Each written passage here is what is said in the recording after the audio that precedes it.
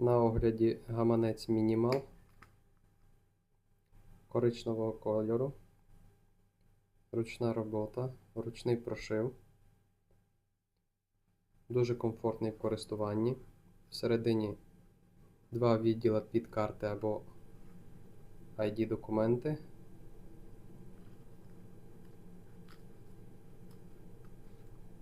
Один відділ під готівку.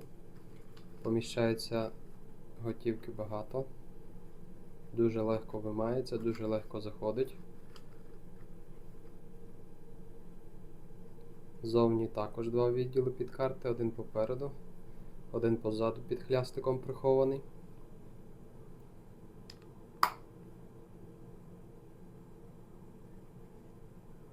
Гаманець дуже компактний.